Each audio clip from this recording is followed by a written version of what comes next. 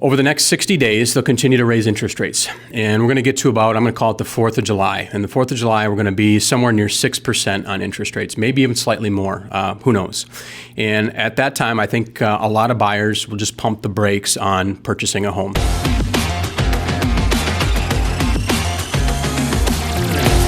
Hi, I'm Wade Hanson. I've been selling luxury real estate in Minnesota and Wisconsin for over 23 years. My entire career has been spent protecting my clients from misinformation and unethical practices by those not looking out for their best interests.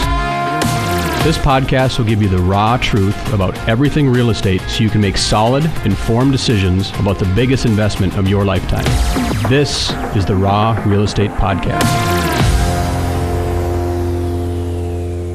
So as I sit here today, it's May the 5th, and the most frequent question I'm getting is, when is this market going to crash? We have seen interest rates go up from the high 2s to now almost the mid 5s since January 1st of this year. So this is, in my 23 years of doing real estate, this is the most rapid I've seen interest rates go up or down. Okay, so we're now at about, we'll call it 5.25, and the Fed has done this to try to offset inflation.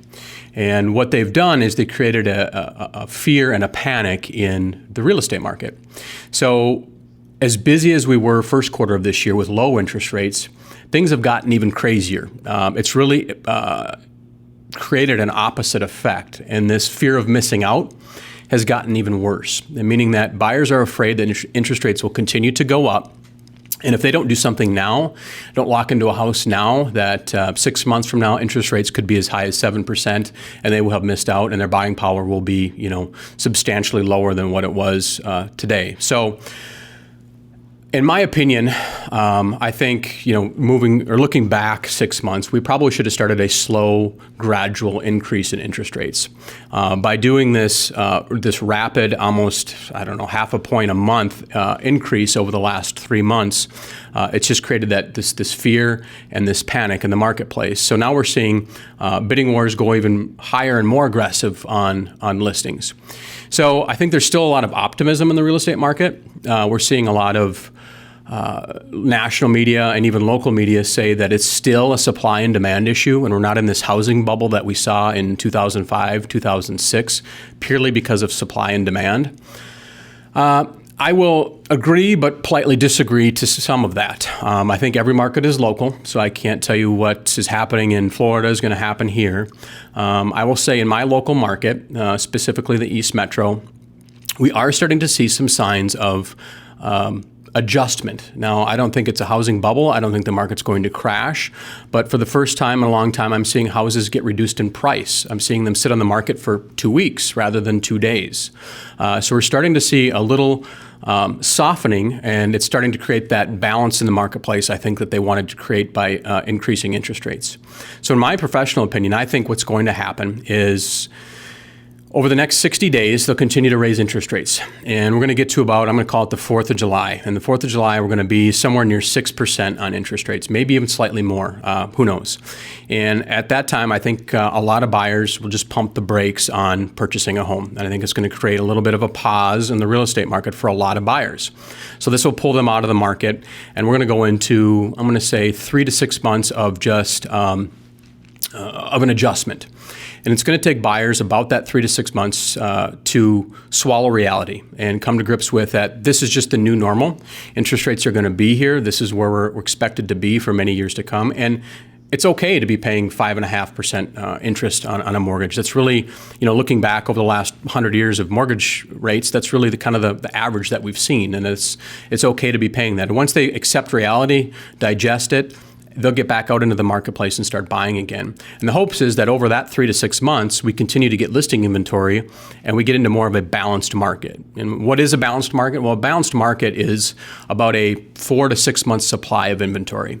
As we sit here today, we have about a 25-day supply of inventory. So we're completely out of balance right now. And I think that Yes, it's disappointing to see interest rates go up this quickly. Yes, we're seeing a lot of fear and a lot of panic in the marketplace. And whenever something changes this rapidly, that's just normal. But I think once buyers move through the kind of acceptance phase of this, I think we'll get into more of a balanced market by this time next year. Now, we have a long ways to go, don't get me wrong, and I could be completely wrong in my predictions, but I think that we will see a softening the second half of this year, potentially as late as the fourth quarter of this year, and buyers will take some time to adjust. So bottom line is this: if you're thinking of buying, it's still a great time to buy. Look, I mean, you can never time the market perfectly. Trying to buy a home when the market's low and interest rates are low is nearly impossible. If you're thinking of selling, it's still a great time to sell. Inventory is still at a record low. It's still a seller's market. It's going to be a seller's market for probably the next 3 to 6 months.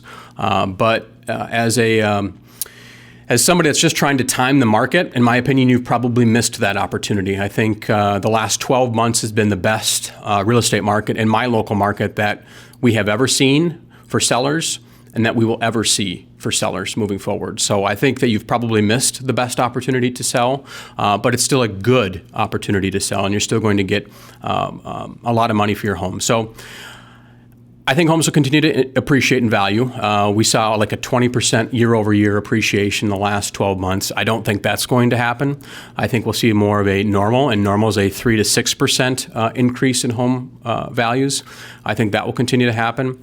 And I think there'll be more opportunities for buyers. So if buyers can be patient and if buyers can be willing to pay a normal, 5-6% interest rate, they'll have some opportunities in this marketplace. So if you're thinking of buying or selling, feel free to reach out. I can help guide you through the process and have a good sit-down conversation with you as to if this is the right time for you to buy or sell in this market. And look, there's never a bad time to buy or sell. This market will have its peaks and valleys, and I'm happy to help in any market conditions. Thank you for listening to the Raw Real Estate Podcast. If you have any feedback for this episode or want to suggest a future topic or even possible guests, head to wadehanson.com. There you can get links to my Facebook and LinkedIn pages. And don't forget to subscribe to my YouTube channel to see the video version of this podcast too.